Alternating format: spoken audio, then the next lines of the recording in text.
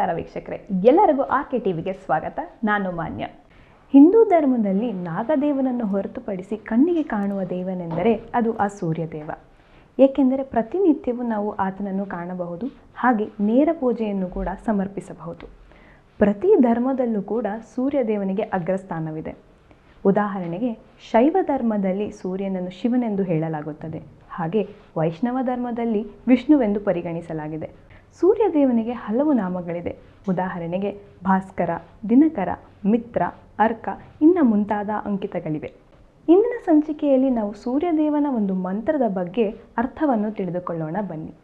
ಸೂರ್ಯದೇವನ ಮಂತ್ರ ಹೀಗಿದೆ: ಓಂ ಜಪಾಕುಸುಮ ಸಂಕಾಶಂ ಕಶ್ಯಪೇಯಂ ಮಹಾದ್ಯುತಿಂ ತಮೋರೀಮ ಸರ್ವ ಪಾಪಜ್ಞಂ ಪ್ರಣತೋಸ್ಮಿ ದಿವಾಕರಂ.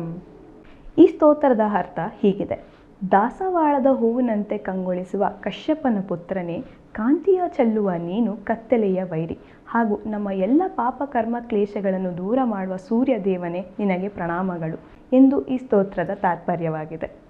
ಇನ್ನೂ ಹೆಚ್ಚಿನ ಸೂರ್ಯನ ಮಂತ್ರದ ಅರ್ಥಗಳೊಂದಿಗೆ ನಾನು ನಿಮ್ಮ ಮುಂದೆ ಬರ್ತೀನಿ. ಇನ್ನೂ ಹೆಚ್ಚಿನ ಮಾಹಿತಿಗಾಗಿ ನೋಡ್ತಾ ಇರಿ ಆರ್ ಕೆ ಟಿವಿ ಕನ್ನಡ. ಧನ್ಯವಾದ.